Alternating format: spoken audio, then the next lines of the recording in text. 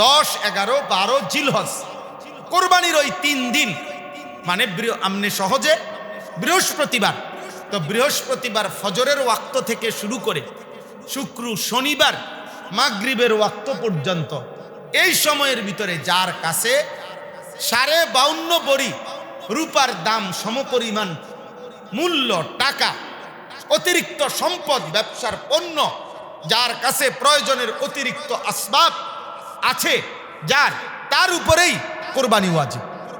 এখন 52.5 বড়ি রূপার দাম এই বছরের স্বাভাবিক হিসাব হইল 1,78,500 টাকা। আরেকটু বেশি রেটের হইলে 1,90,000 টাকা।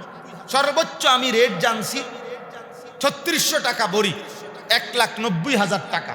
আর 3400 টাকাও বড়ি আছে, আরেকটু কমও আছে, 1,78,500, 1,79,000, 1,90,000, এ ধরেন 1,80,000 থেকে 90,000 টাকা। এই টাকাটা এখন আপনারা বলেন, 1 নাম্বার, ওই বিদেশে যেই ছেলেটা আজকে 2-3 বছর যাবৎ বিদেশ করে এই কোরবানির ওই 3 দিন বাড়িতে যে টাকা 30,000 পাঠাইছিল, এটা তো সে বছরের বিভিন্ন সময়ে টাকা পাঠায়, তো এবারও পাঠাইছে বাড়িতে, মা বাবার খেদমত করতে হবে না, তার তো টাকা দিছে, কিন্তু তার কাছে ওই 3 দিনে কোরবানির সময়টাতে তার নিকটে ভিন্নভাবে 1,80,000 টাকার মতো টাকা জমা তার নাই। কথা বলেন না কেন? তো তাহলে তার উপরে কোরবানি ওয়াজিব কিনা?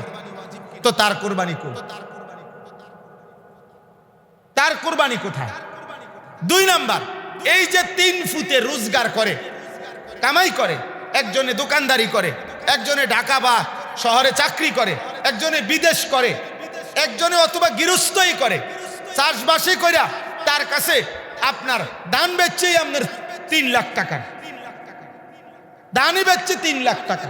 আমি একজন ওই দিন দেখছি, উনি পেঁয়াজ, আপনার রাজবাড়ি পেঁয়াজ রাখছে উনার বাড়ির ভিতরে, এক পাশে একটা ঘরে কোল্ড স্টোরের মতো করে এখানে পেঁয়াজ রাখছে। তা আমি বললাম, কতটুকু পেঁয়াজ আছে উনার অতিরিক্ত? তাহলে কয় যে কমপক্ষে হুজুর 1250 থেকে 1400 মণ। কি ভাই, তাহলে তাহলে এগুলো তার প্রয়োজনের অতিরিক্ত ব্যবসার পণ্য না? তো তাহলে এগুলোর দাম যদি হিসাব করে ধরেন, তাহলে যদি 1,80,000 টাকা দাম হয়, তো ওনার কাছে আপনার, উনি কৃষি করুক, চাষবাস করুক, তো ওনার কাছে 1,80,000 টাকার পণ্য, ব্যবসার পণ্য অতিরিক্ত আছে কিনা বলেন? কথা বলেন না কেন? তা তাইলে এই লোকের উপরে কোরবানি ওয়াজিব কিনা? ওনার উপরে কোরবানি ওয়াজিব। এখন যেই ছেলেটা চাকরি করে ঢাকা শহরে, যে ছেলেটা অবিবাহিত হোক, বিবাহিত হোক, একত্রে সংসার হোক, ভিন্ন সংসার হোক, এখন তার কাছে তো 1,80,000, 78,500 টাকা তার ব্যক্তিগত ব্যাংকে, সমিতিতে, কারো কাছে কোনোভাবে তার কাছে আসে না টাকা। কথা বলেন না? তাইলে ওই ছেলেগুলোর উপরে, যাদের কাছে এই টাকা আছে, তাদের প্রত্যেকের উপরে কোরবানি ওয়াজিব। কিন্তু আমাদের সমাজে এইটা এভাবে করে না, বরঞ্চ আমাদের সমাজে মনে করে কোরবানি ওয়াজিব হয় পরিবারের উপরে, ফ্যামিলির মধ্যে কোরবানি হইলেই হইছে না। কোরবানি ফ্যামিলির উপরে ওয়াজিব হয় না, মানুষের উপরে ওয়াজিব হয়। আলহামদুলিল্লাহ, আলহামদুলিল্লাহি ওয়া কাফা ওয়া সালামুন আলা ইবাদিহিল্লাযীনা ইসতাফা, আম্মা বা'দ, ফাআউযু বিল্লাহি মিনাশ শাইতানির রাজীম। বিসমিল্লাহির রাহমানির রাহিম। ওয়াল বুদনা জাআলনাহা লাকুম মিন শাআইরিল্লাহ, মিন শাআইরিল্লাহি লাকুম ফিহা খায়র, ফাযকুরু ইসমাল্লাহি আলাইহা সাওয়াফ, ফাইদা ওয়াজাবাত জুনুবুহা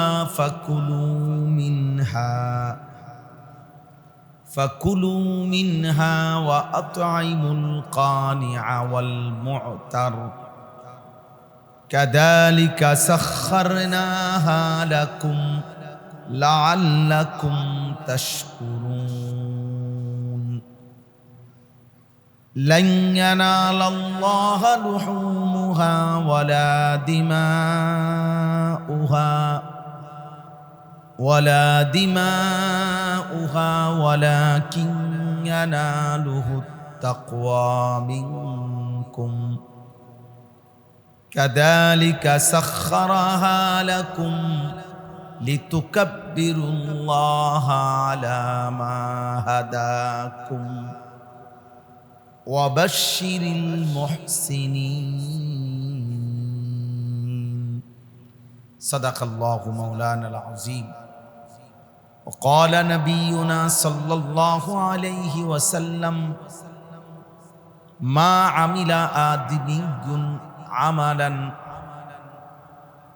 يوم النحر أحب إلى الله عز وجل من إهراق الدم.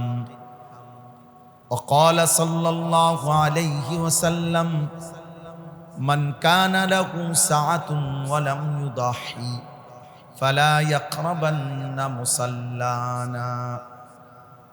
اللهم صل على محمد وعلى آل محمد كما صليت على إبراهيم وعلى آل إبراهيم إنك حميد مجيد. اللهم بارك على محمد وعلى آل محمد كما باركت على إبراهيم وعلى آل إبراهيم إنك حميد مجيد. سبحانك لا علم لنا إلا ما علمتنا إنك أنت العليم الحكيم. الحمد لله. আল্লাহ পাক রব্বুল ইজ্জত জুল জালাল ওয়াল ইকরামের ফজল কারাম আল্লাহ তাআলা আমাদেরকে আজ 23 মে 2026 রোজ শনিবার নারায়ণগঞ্জ বন্দর মদনপুর পশ্চিম ফুলহর হাজী রিয়াজউদ্দিন মিফতাহুল জান্নাহ কওমি মাদ্রাসার উদ্যোগে আজকের এই কোরবানির শীর্ষক আলোচনায় আল্লাহ তাআলাই আমাদেরকে আসবার বসবার আল্লাহর জন্যই জমা হওয়ার তৌফিক দান করেছেন। আলহামদুলিল্লাহ। নওজোয়ান ভাই, এই তোমরা এই দরজার জায়গাটা ছেড়ে দাও। দরজার জায়গা সবাই ছেড়ে দেন। দরজার জায়গার ডানে বামে বসেন, ডানে বামে। দেখতেছেন যে মানুষ ঢুকতে বের হইতে, বাবা ওঠো না কেন, এই ছেলে ওঠো, তুমি ওঠো, যাও এই পাশে যাও। আবারও ওই যে জোয়ান ফোলা বুড়া মানুষের মতো লড়ে না। ছাড়ো, জায়গা ছেড়ে দাও। ওই বেটা ওইদিকে যাও। মাশা মাদ্রাসার একজন উস্তাদ যদি থাকেন, একজন বড় ছেলে আপনাদের বুঝের ছেলেরাই এখানে দাঁড় করায় বা বসায় দেন, যেন এখানে বসতে না পারে কেউ, যেন বলে দেয় ডানে বামে। বারবার বলাটাও তো আমার জন্য কষ্ট। আলহামদুলিল্লাহ। আপনারা শুনেছেন কুরবানি শীর্ষক আলোচনা। আলহামদুলিল্লাহ, কুরবানি বিষয়টার সাথে আমাদের সকলেরই পরিচয় আছে। এই সম্পর্কিত সামান্য একটু কথা বলার জন্যই আমি পবিত্র কোরআনুল কারীমের 17 নম্বর পারা 22 নম্বর সূরা, এই সূরার 2টি আয়াত 36-37 তেলাওয়াত করেছি। মূলত সূরাটির নাম হচ্ছে সূরা হজ। কোরআনুল কারীমের বিভিন্ন সূরার মধ্যে হজ এবং কুরবানি সম্পর্কে আলোচনা আছে। তন্মধ্যে সবচেয়ে বেশি আলোচনা একসাথে এই সূরার মধ্যে আছে। এই সূরার 25 নম্বর আয়াত থেকে 37 নম্বর আয়াত পর্যন্ত এই সূরা হজ্জের 22 নম্বর পারা, আরে 22 নম্বর সূরা 17 নম্বর পারা এখানে মোট 13টি আয়াত, 25 নম্বর আয়াত থেকে 37 পর্যন্ত মোট 13টি আয়াতের মধ্যে হজ এবং কোরবানির উপরে আল্লাহ তাআলা বিস্তারিত চমৎকার আলোচনা করেছেন। স্বাভাবিকভাবে ইমানদার মুসলমানের উচিত, আপনাদের প্রত্যেকের উচিত এই আয়াতগুলোর সংক্ষিপ্ত তর্জমা, প্রাসঙ্গিক তাফসীর, ব্যাখ্যা পড়ে নেওয়া, শুনে নেওয়া, বুঝে নেওয়া। কমপক্ষে 2টা তাফসীর, একটা হলো পৃথিবী বিখ্যাত বর্তমান সময়ের শ্রেষ্ঠতম আলেমে দ্বীন শেখুল ইসলাম আল্লামা তাকি উসমানী দামাত বারাকাতুহুমুল আলিয়া, ওনার লিখিত সংক্ষিপ্ত ছোট্ট তাফসীর আছে, তাফসীরে তাওজিহুল কোরআন, বাংলা অনুবাদ আছে 3 খণ্ডে, এই নামেই তাফসীরে তাওজিহুল কোরআন, মাকতাবাতুল আশরাফ থেকে প্রকাশিত। অনেক সুন্দর, বাংলা তর্জমাও সুন্দর, সংক্ষিপ্ত টিকা, সংক্ষিপ্ত ব্যাখ্যা এর মধ্যে আছে। সুযোগ থাকলে কিনে নিলে আপনি পড়ে নিতে পারবেন, পুরা কোরআন পড়েই মজা পাবেন। তর্জমা অনেক সুন্দর, অনুবাদ আমাদের ঢাকা বাংলাদেশের শীর্ষ দ্বীনি প্রতিষ্ঠান ঢাকা মোহাম্মদপুরে জামিআতুল উলুমিল ইসলামিয়া, ওই মাদ্রাসার স্বনামধন্য মুহাদ্দিস হযরত মাওলানা আবুল বাশার মোহাম্মদ সাইফুল ইসলাম দামাত বারাকাতুহুমুল আলিয়া, হযরত ওই কিতাবের অনুবাদ করছেন। অনেক সুন্দর বিখ্যাত কিতাব আছে। ওনারই আব্বাজান সারা পৃথিবী বিখ্যাত আলেমে দ্বীন ছিলেন মুফতি শফি রহমতুল্লাহ আলাইহি। ওনার যেই তাফসীর, তাফসীরে মাআরিফুল কোরআন, এর থেকেও আপনারা সংক্ষিপ্ত তাফসীর পড়ে নিতে পারবেন। এই তাফসীরটাও অনেক সুন্দর, সহজ সাবলীল, এবং এটারও বাংলা অনুবাদ আছে, 8 খণ্ডে বাংলা অনুবাদ আছে, আবার সংক্ষিপ্ত আকারেও বাংলা অনুবাদ আছে। আমাদের বাংলাদেশের শ্রেষ্ঠ ক্ষণজন্মা মনীষী ছিলেন হযরত মাওলানা মুহিউদ্দিন খান রাহমাতুল্লাহ আলাইহি। উনি এই কিতাবের তাফসীরের অনুবাদ করছেন। মূলত কোরবানি এবং হজ সম্পর্কিত এই সূরা হজ্জের 25 থেকে 37 এই আয়াতগুলো আমাদের প্রত্যেকের পড়া উচিত। আল্লাহ তাআলা আমাদেরকে তৌফিক দান করেন। কোরবান এই শব্দটি আরবি শব্দ, এটা আপনারা সবাই বুঝেন। কোরআনুল কারীমের মধ্যে এই শব্দটির ব্যবহার আছে। হযরত আদম আলাইহিস সালাম, ওনার জামানায় সর্বপ্রথম আল্লাহ তাআলা কোরবানির সূচনা করেছেন। আদম আলাইহিস সালামের 2 ছেলের মাধ্যমে ওনাদেরকে আল্লাহ তাআলা প্রথম কোরবানির আদেশ করেছেন। ওই থেকেই কোরবানির সূচনা। তো ওই কথাটা বলতে গিয়ে, কোরআনুল কারীমে ওই ঘটনা বর্ণনা করতে গিয়ে কোরবান এই শব্দটি ব্যবহার আছে। সূরা মায়েদার মধ্যে ওয়াতলু আলাইহিম নাবা আবনাই আদম বিল হক ইয কাররাবা কুরবানান ফাতুকব্বিলা মিন আহাদিহিমা ওয়া লাম ইউতাকাব্বাল মিনাল আখার ক্বালা লা আকতুলান্নাকা ক্বালা ইন্নামা ইয়াতাকাব্বালুল্লাহু মিনাল মুত্তাকিন। আল্লাহ তাআলা বলেন, হে নবী, আপনি আদমের 2 সন্তানের ঘটনাটা সত্য সত্য সঠিকভাবে আমার বান্দাদেরকে শুনান। যখন আদমের 2 সন্তান উভয়েই আল্লাহর জন্য কোরবানি করল, ফাতুকব্বিলা মিন আহাদিহিমা, একজনের কোরবানি কবুল করা হলো, ওয়ালাম ইউতাকাব্বাল মিনাল আখার, অপরজনের কোরবানি কবুল করা হয় নাই।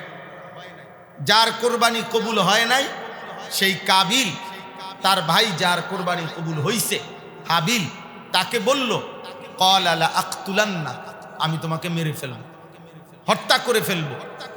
তখন হাবিল, যে ভাইয়ের কোরবানি কবুল হয়েছে, ক্বালা ইন্নামা ইয়াতাকাব্বালুল্লাহু মিনাল মুত্তাকিন, তিনি বলে দিলেন, ভাই আমি জীবন দেব, ঠিক আছে, তুমি আমাকে মেরে ফেলবা, এটাও ঠিক আছে, তবে কিয়ামত পর্যন্তের জন্য একটি কথা শুনে নাও, যে প্রত্যেক যুগে প্রত্যেক জামানায় আল্লাহ তাআলা কোরবানি কবুল করবেন তার তাকওয়ার পরীক্ষায় উত্তীর্ণ হবে যে, তাকওয়ার পরীক্ষায় উত্তীর্ণ হবে যে নিজেকে মুত্তাকি হিসাবে প্রমাণ দিতে পারবে, আল্লাহ তাআলা শুধুমাত্র তার কোরবানি কবুল করে।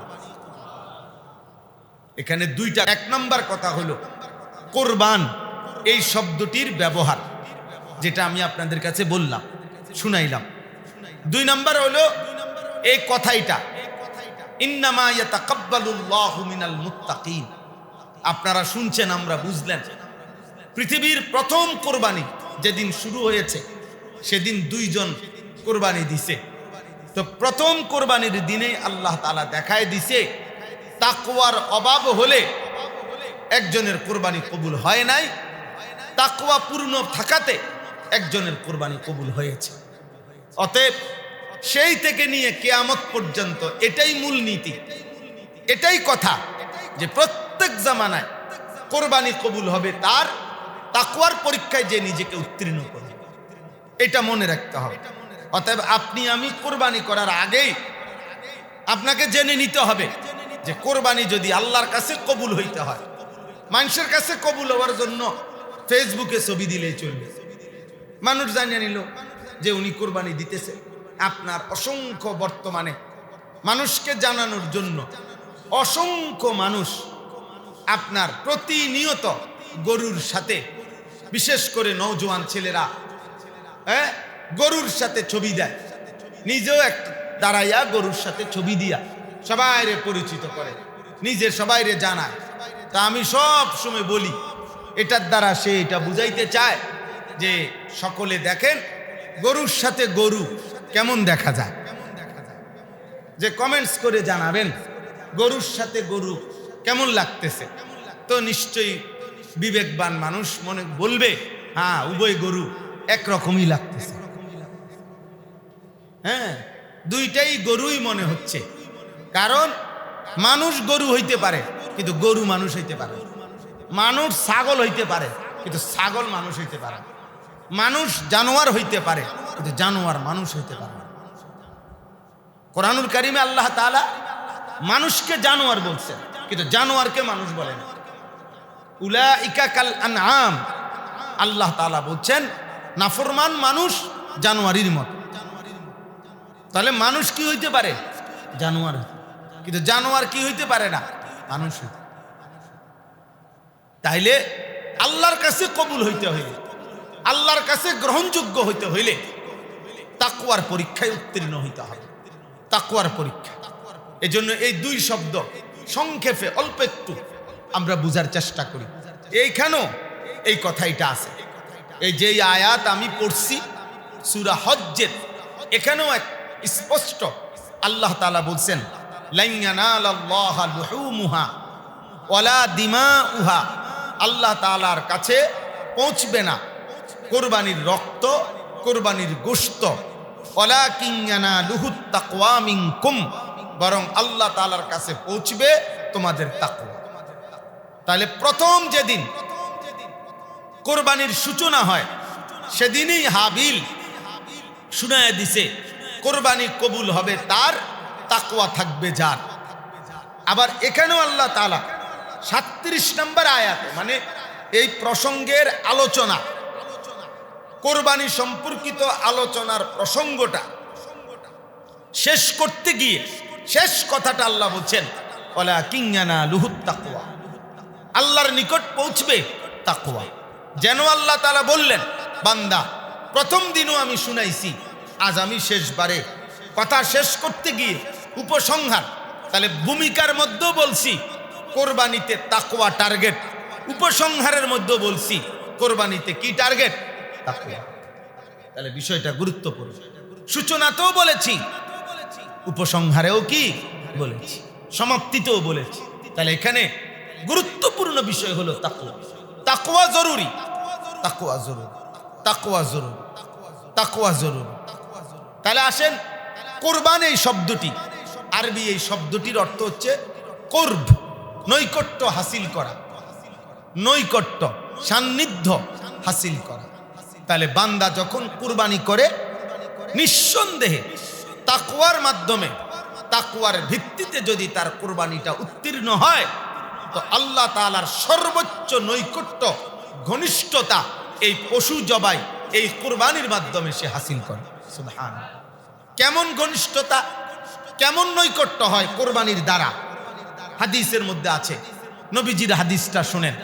আল্লাহ নবী সাল্লাল্লাহু আলাইহি ওয়াসাল্লাম বলেন, মা আমিলা আদমিগুন আমালান ইয়াউমান নাহরি আহাব্বা ইলাল্লাহি আযজা ওয়া জাল মিন ইহরাকিদ দাম। নবীজি সাল্লাল্লাহু আলাইহি সাল্লাম বলেন, কুরবানির দিন 10ই জিলহজ কোন বান্দা যতগুলো ইবাদত করে আল্লাহর নিকট সেদিনকার সবচেয়ে প্রিয় আমল হচ্ছে ওই পশু জবাই করা। তাহলে 1 নাম্বার, আল্লাহ তাআলার নিকটে বান্দা সবচেয়ে প্রিয় পাত্র হয় এই হালাল পশু জবাইয়ের দ্বারা, কোরবানি করার দ্বারা। 2 নাম্বার, নবীজি বলেন, ওয়া ইন্নাহু লা ইয়াতি ইয়াউমাল কিয়ামাহ বিকুরুনিহা ওয়া আশআরিহা ওয়া আজলাফিহা।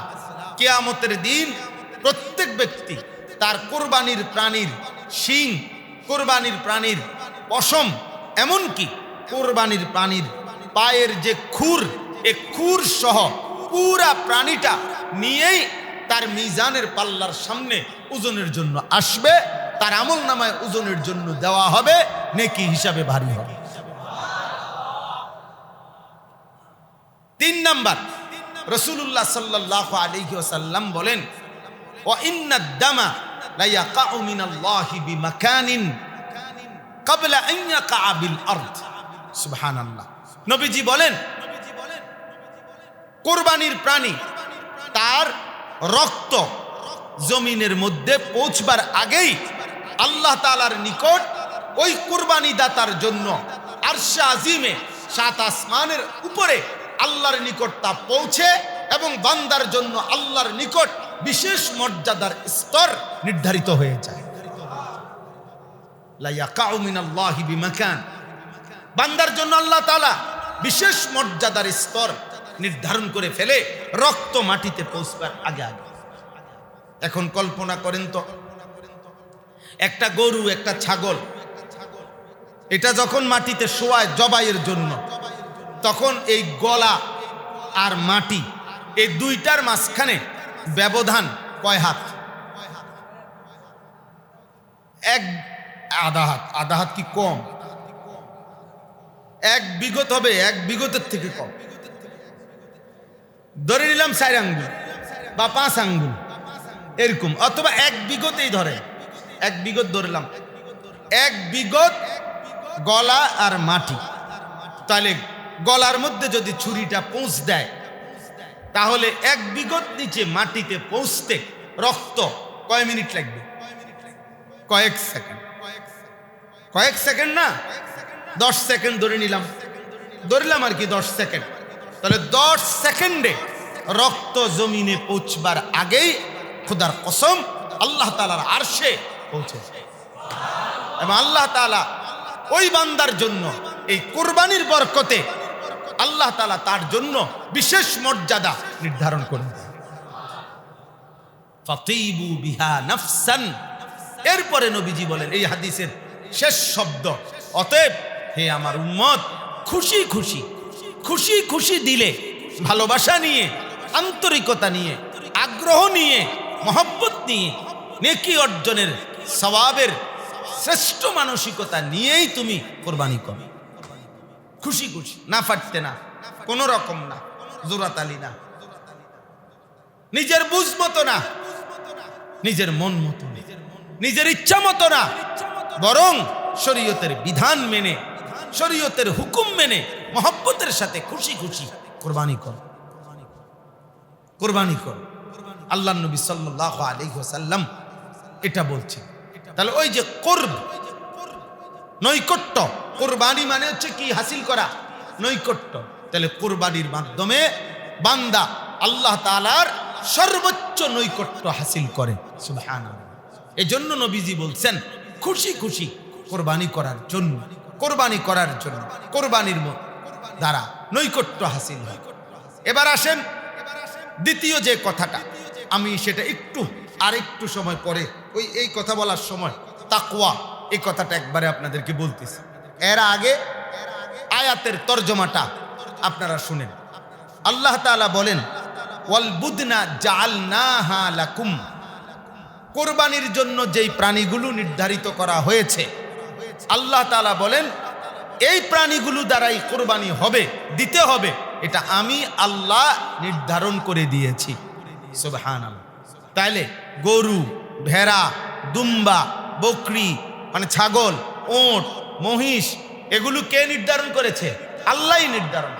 এক নম্বর কথা, কোরবানির প্রাণীগুলো কোরবানির উপযোগী বা এগুলো কোরবানি করা যাবে, এই গুণ, এই বৈশিষ্ট্য এটা আল্লাহ বলেন আমি নির্ধারণ করেছি। দুই নাম্বার, মিন শাআইরিল্লাহ। সুবহানাল্লাহ। আল্লাহ তাআলা বলেন কোন বান্দা যখন কোরবানির জন্য প্রাণী নির্ধারণ করে, যখন সিদ্ধান্ত নেয় এই গরুটা, এই ছাগল, এই ভেড়া, এই উট, এই মহিষ, এই দুম্বা আমি কুরবানি করব আল্লাহর জন্য, আল্লাহ তাআলা বলেন বান্দা এক কথা এটা সাথে সাথে আমার হয়ে যায়। শাআইরিল্লাহ, এটা আল্লাহর নিদর্শন হয়ে যায়। মানে আল্লাহ যেন আরশ আজিম থেকে বলে এটা আমার, এটা আমার বান্দা আমার জন্য নির্ধারণ করেছে, ও আমার জন্য কুরবানি দেবে। এই মিন শাআইরিল্লাহ আল্লাহ তাআলার নিদর্শন হয়ে যায়, আল্লাহ তাআলা নিজের করে নেয়। সুবহানাল্লাহ। এবার আল্লাহ তাআলা বলেন লাকুম ফিহা খাইর। আল্লাহ আমাদেরকে উৎসাহ দিচ্ছেন, নবীজি যেটা বলছেন আল্লাহ সেটা আমাদেরকে উৎসাহ দিতেছেন। হে আমার বান্দাগণ, নিশ্চয়ই মনে রেখো কোরবানির মধ্যে তোমাদের জন্য রয়েছে খাইরুন, কল্যাণী কল্যাণ, লাভেই লাভ, লাভেই লাভ, কল্যাণী কল্যাণ, কল্যাণী কল্যাণ। এই প্রকল্পটা কোরবানির পুরা প্রজেক্টটাই লাভের প্রজেক্ট, এখানে কোনো লসের কিছু নেই, লসের কিছু নাই, পুরাই লাভেই লাভ। লাকুম ফিহা খাইর, এর মধ্যেই রয়েছে তোমাদের জন্য কল্যাণ।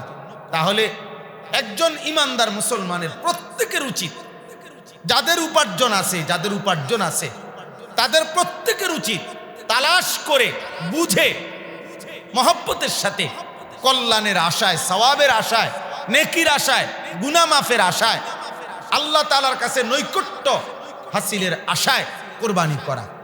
হাদিস শুনেন, নবীজি সাল্লাল্লাহু আলাইহি সাল্লাম বলেন, একটা ফায়দা শুনেন। নবীজি একদিন উনার মেয়ে ফাতেমা, আমরা সবাই নাম জানি না, ফাতেমা রাদিয়াল্লাহু তাআলা আনহাকে নবীজি বলছেন, ইয়া ফাতেমা কুমি ইলা উদহিয়াতিক ওয়াশহাদিহা। হে ফাতেমা, এখন তোমার প্রাণী জবাই হবে কুরবানির, তুমি পর্দার আড়াল থেকে তুমি তোমার প্রাণীর সামনে দাঁড়াও এবং দেখো। এটা দুই অর্থ হইতে পারে। এক অর্থ হলো যদি মাহরাম থাকে ভিতরেই, রাসূলুল্লাহ সাল্লাল্লাহু আলাইহি সাল্লামের কন্যাকে নবীজি বলছেন, তো নিশ্চয়ই এখানে বেগানা পুরুষ থাকার কোনো কি নাই, সুরতে নাই, সম্ভাবনাই নাই। অতএব তুমি কোরবানির প্রাণীর সামনে বেগানা পুরুষ, ভিন পুরুষ না থাকলে মহিলাও কোরবানির সামনে, প্রাণীর সামনে দাঁড়াইতে পারবে, এতে কোনো কি নাই, অসুবিধা নাই। শুধু পর্দা লঙ্ঘন না হলেই চললো। তো তুমি দাঁড়াও এবং তুমি দেখো তোমার প্রাণীটা এখন জবাই হবে। তো নবীজি বললেন কেন দাঁড়াইতে এত গুরুত্ব দিছে, কেন ওনাকে দেখতে বলছে কেন?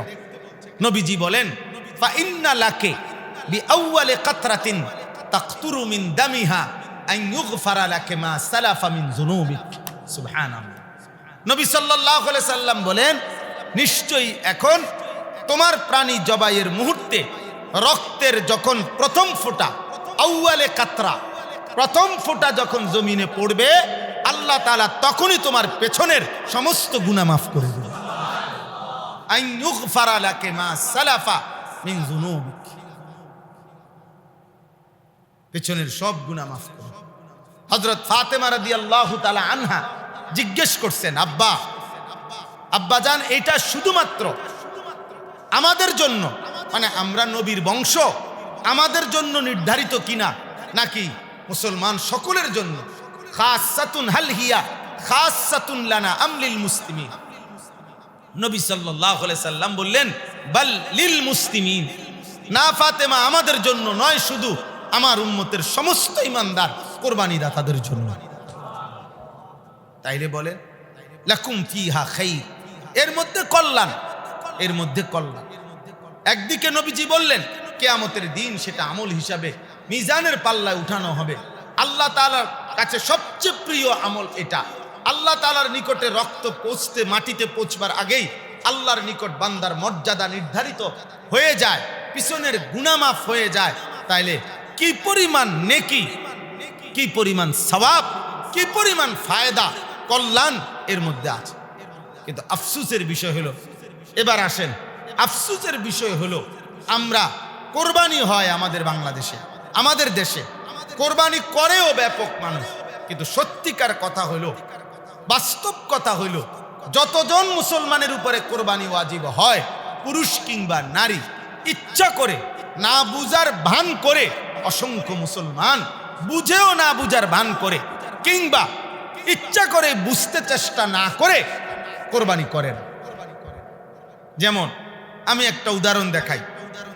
আমাদের দেশে, আপনাদের গ্রামে, মফস্বলে মানুষের মধ্যে এই প্রচলনটা বেশি।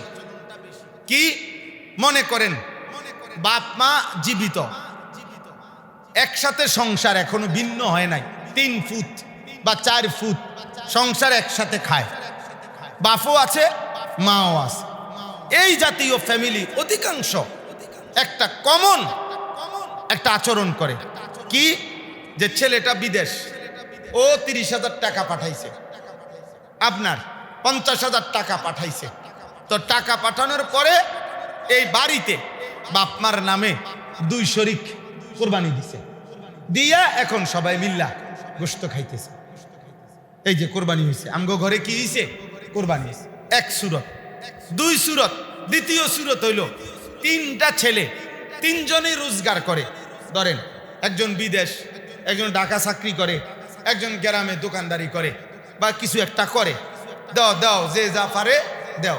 তো ওই বিদেশের হেপাটায় দিছে 25,000, ওই ঢাকা শহরের ওপরে দিছে 15,000, আর ওই গ্রামে যে বেটা, যে ছেলে, ওই দিছে টাকা 10,000, আব্বাই নিজের থেকে মিলাইয়া দিছে আরো 10-12,000, এমনি এমনি মিলাইয়া হয়েছে 60,000। এইবার এই 60,000 টাকা দিয়া 2 শরিক মনে করেন কি দিছে, বাপমার নামে কোরবানি দিছে। ঘরের মধ্যে কোরবানির ব্যবস্থা হয়েছে, গোস্তর ব্যবস্থা হয়েছে, আমরার ঘরে কোরবানি দিতেছে।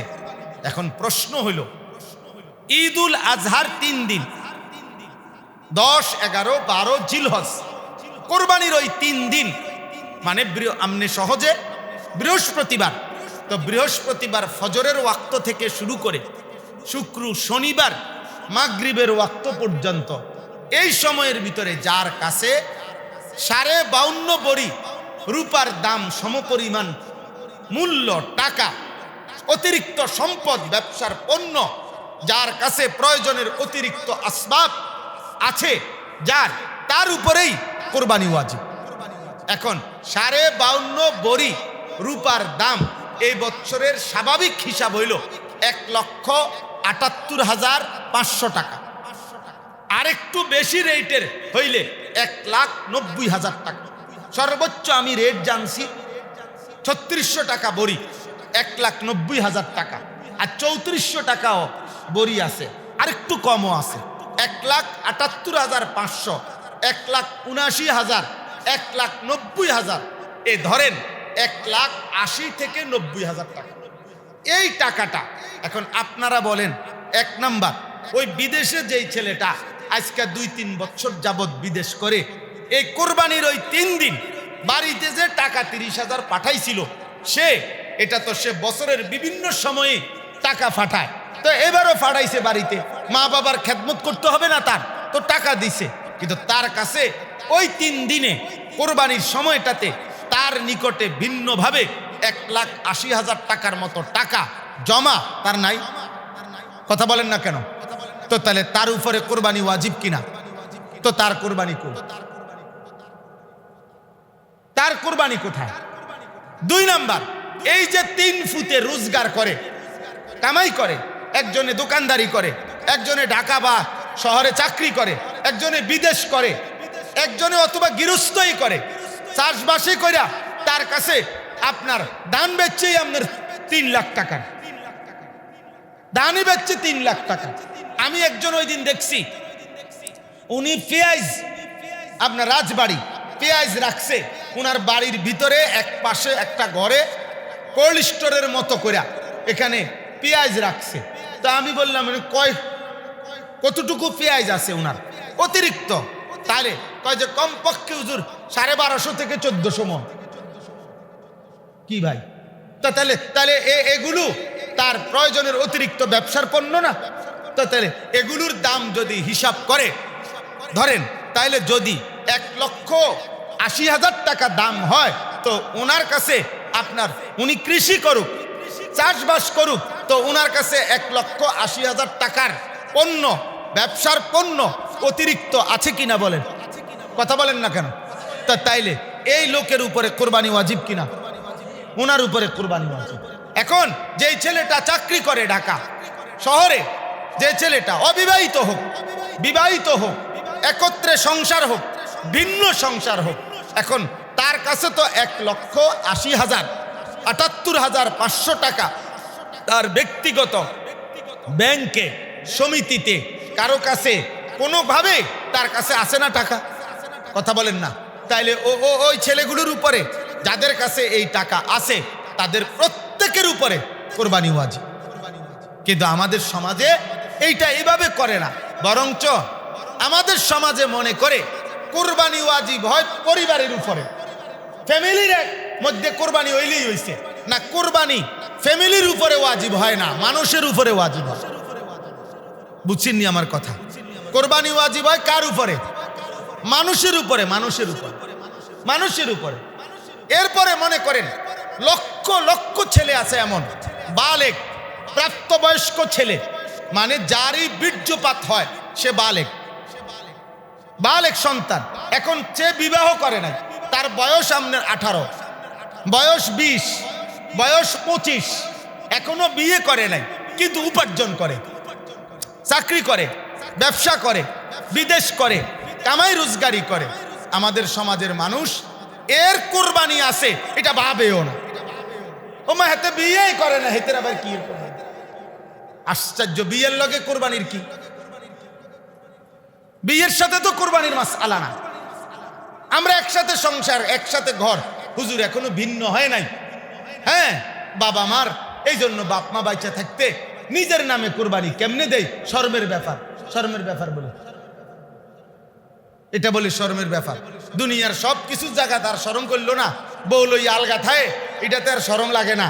ও কোরবানির বেলা আইছে আর আব্বার লগে শরম লাগে, আবার ফাইজলামি করে। শরীয়তের বেলায় আসলে মস্কারি করে। কথা বুঝেন নাই? উনি দুনিয়ার সব কিছু করতে পারে, কিন্তু এখানে আইসা উনি পারে না, খামখেয়ালি, গাফলতি। তাইলে মনে রাখবেন, এমন প্রত্যেকের উপরে যাদেরই উপার্জন আছে, যার কাছেই কোরবানির 3 দিন। আপনার ছেলেটা মনে করেন ছেলেটার বয়স 18 বছর, ছেলেটা কোনো চাকরিও করে না, কিচ্ছুই করে না মনে করেন, কিন্তু তার কাছে কোনো কারণে জমানোর টাকা, তার নিজেরই জমানো টাকা, এই 2 লাখ টাকা আছে ছেলেটার, সাবালক আকেল মুসলমান ছেলে, তাইলে তার উপরেও কোরবানি ওয়াজিব। সে চাকরি করা জরুরি না, সে বিয়ে করা জরুরি না। মনে করেন সে জমাইছিল টাকা, তো জমানো টাকাই এখন রয়ে গেছে কত? 2 লাখ টাকা, তাহলে তার কাছেও কোরবানি ওয়াজিব। তাহলে এইভাবে হিসাব করে যার কাছে সামর্থ্য টাকা আছে, সম্পদ আছে, এটা বুঝে, শরীয়তের মাসআলা বুঝে কোরবানি করা আমাদের প্রত্যেকের উচিত। আরেকটা উদাহরণ বলি মহিলাদের বিষয়ে। যেই মহিলার কাছে স্বর্ণ আছে, মনে করেন 1 বড়ি, কতটুকু?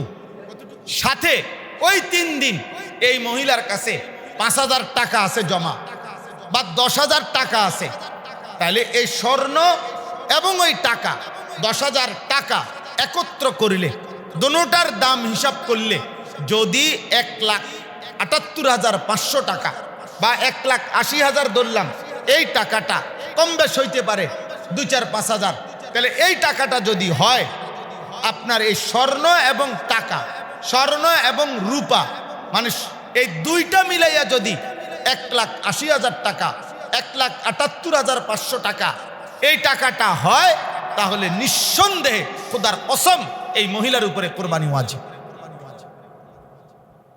এখন বলেন আমাদের সমাজে কি পরিমাণ মহিলাদের উপরে, ঘরের স্ত্রীদের উপরে কোরবানি ওয়াজিব হয়ে আছে, কই আদায় হচ্ছে এটা? তাহলে কোরবানি না হয়, গরু না জবাই হয়, বাইতে না গোস্তের ব্যবস্থা হয়, কিন্তু যতজনের উপরে কোরবানি ওয়াজিব হয়েছিল প্রত্যেকের হিসাব আসছে না। এই বিবিকে যে আপনি বছরের পর বছর গুনাহগার বানায় রাখলেন, এই মহিলা এই সংসারের জন্য এত কিছু করলো, 4টা ফুট মানুষ করলো সন্তান আদি বিনিময়ে, আপনি তারে আখেরাত মনে করাবেন না? আপনি তারকে আখেরাত মনে করাবেন না? তা এই জন্য 1 ভরি স্বর্ণ আর 10,000 টাকা একত্র করলে 1,80,000 টাকা হবে না? কথা বলে না? 1 ভরি স্বর্ণের দাম তো 2 লাখ টাকার উপরে, 2.5 লাখ টাকার উপরে। হ্যাঁ, যদি কোনো মহিলার কাছে শুধু স্বর্ণ আছে, মানে একটা শুধু স্বর্ণ, আর 1 তোলা রূপাও নাই, আর 5,000 টাকা 10,000 টাকাও নাই, শুধু স্বর্ণ, তাইলে হইল 7.5 ভরি। বুঝছেন নি কথাটা? কিন্তু 2টা থাকলে একসাথে, স্বর্ণ আছে রূপা আছে, স্বর্ণ আছে টাকা আছে, তাহলে 2টা মিলাইয়া 52.5 ভরি রূপার দাম সমপরিমাণ যদি মূল্য হয়, ওই মহিলার উপরেও কোরবানি ওয়াজিব। তাইলে এরকম অসংখ্য পুরুষের উপরে কোরবানি ওয়াজিব, নারীর উপরে কোরবানি ওয়াজিব। বর্তমান সময়ে সমস্ত মহিলার কাছে টাকাও আছে, স্বর্ণও আছে। আগে ছিল না, আজ থেকে 30 বছর আগে মহিলাদেরকে পুরুষরা কোনো রকমে তেমন কোনো টাকা পয়সা দিত না, হয়তো 200-400 টাকা থাকলেও থাকতে পারতো। কিন্তু এখন মহিলাদের কাছে অজস্র টাকা থাকে, অজস্র টাকা মহিলাদের কাছে কি থাকে।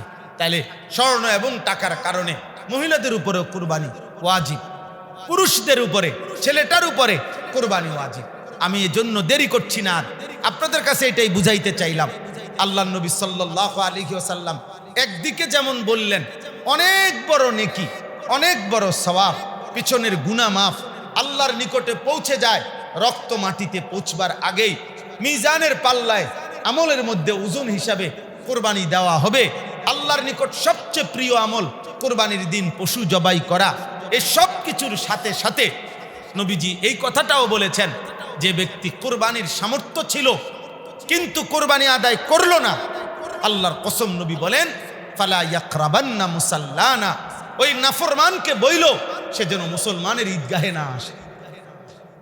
আরে বইল তোর লগে মুসলমানের কোনো সমাজ নাই, তুই মুসলমানের সমাজে আসিস না, যা নাফরমান, তোর গোশত খাওয়া দরকার, গুম যা, গোশত রান্না হইলে তোর উঠানো হবে।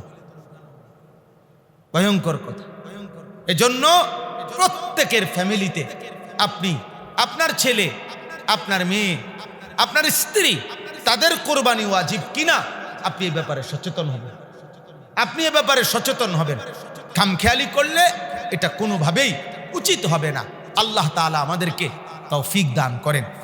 শেষ কথা হলো, আল্লাহ তাআলা বলেন ফাইদা ওয়াজাবাত জুনুবুহা, যখন কোরবানির প্রাণী জবাই পূর্ণ হয়ে যায়, ফাকুলু মিনহা, তোমরা তার থেকে খাও, ওয়া আতইমুল কানিআ ওয়াল মুতার, এবং তোমাদের আত্মীয় স্বজন, গরিব দুঃখী, তাদেরকেও খাওয়াও।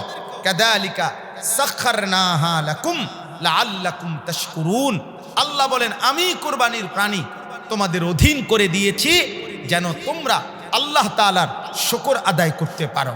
প্রিয় ভাই আমার, আল্লাহ তাআলার মহব্বতে আপনি সরেন।